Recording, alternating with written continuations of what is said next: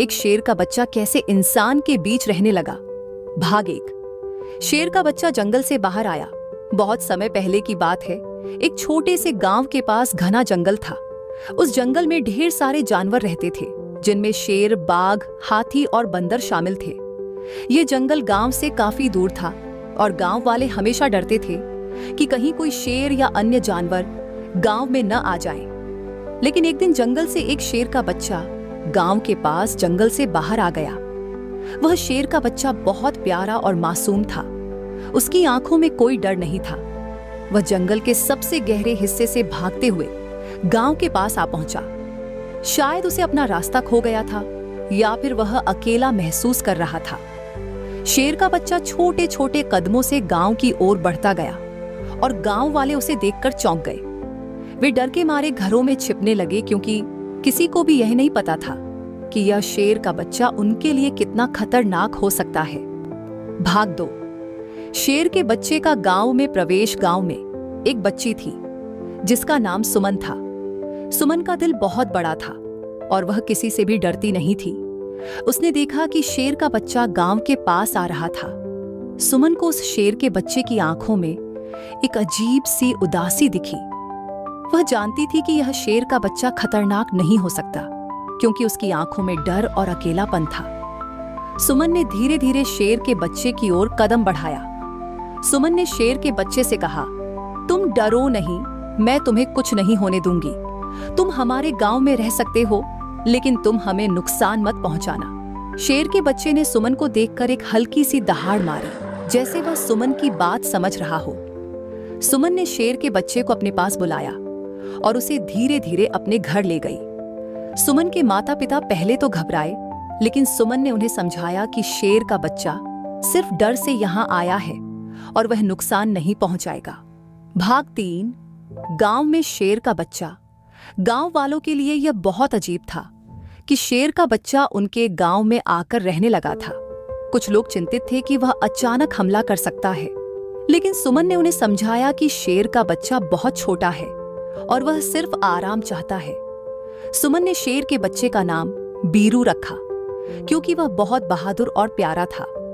सुमन और बीरू की दोस्ती धीरे धीरे गहरी होती गई। सुमन ने बीरू को खाने के लिए मांस और दूध दिया। बीरू ने भी सुमन का पूरी तरह से साथ निभाया। वह सुमन के साथ खेलने आता और सुमन के माता पिता भी उसे प्यार करने लगे। बीरू अब गांव के बच्चों के साथ भी खेलने लगा। लोग ये देखकर हैरान रह गए कि शेर का बच्चा इंसानों के बीच शांति से रह सकता था। वह न केवल शांत था, बल्कि गांव के लिए भी एक शुभ संकेत बन गया था। भाग 4। बीरू और गांव के लोग। एक दिन गांव के पास एक बड़ी समस्या आ गई। जंगल में एक बाघ आ गया था, जो गांव में घुसने की कोशिश कर रहा था। बाघ ने कुछ बकरियां तो मारी थीं और अब वह गांव के पास खड़ा था। गांव वाले डर गए और सब अपने घरों में बंद हो गए, लेकिन सुमन और बीरू बाहर थे। बीरू ने बाघ को देखा और वह बिना डर के उसकी ओर बढ़ी। सुमन ने देखा कि बीरू का रवैया अब बदल चुका था। वह एक बड़ा शेर बन चुका था और अब वह गांव की रक्षा करने के लिए तैयार था। बीरू ने बाघ से दहाड़ते हुए मुकाबला किया। बाघ को देखते ही बीरू ने उसकी तरफ बढ़कर उसे खदेड़ दिया। बाघ ने देखा कि शेर का बच्चा उसे चुनौती दे रहा था और बाघ डर के मारे जंगल की ओर भाग गया। गांव वालों ने यह दृश्य देखा और हैरान रह गए। बीरू ने साबित कर दिया कि वह केवल एक प्यारा जानवर नहीं, बल्कि गांव का रक्षक भी है। भाग 5। गांव वालों का विश्वास और बीरू की महिमा। गांव वालों को अब विश्वास हो गया था कि बीरू सिर्फ एक शेर का बच्चा नहीं, बल्कि उनका दोस्त और रक्षक था। वह न केवल उनकी रक्षा करता था, बल्कि गांव के बच्चों के साथ खेलता और सबकी मदद करता। गांव में बीरू की महिमा फैल गई और लोग उसे आदर देने लगे। गांव के बुजुर्गों ने कहा, अगर हम सब एक दूसरे से डरने के बजाय एक दूसरे को समझें और मदद करें, तो हम सभी एक साथ शांति से रह सकते हैं। बीरू ने हमें यह सिखाया है कि कभी भी किसी को उसके रूप या स्वभाव से मत आंकें। सुमन ने बीरू से कहा, तुमने न केवल मुझे बल्कि पूरे गांव को यह सिखाया है कि हम सभी एक परिवार की तरह हैं। तुम्हारी मदद से हम सब एक साथ खुश और सुरक्षित हैं। अब बीरू गांव के हर व्यक्ति का दोस्त बन चुका था।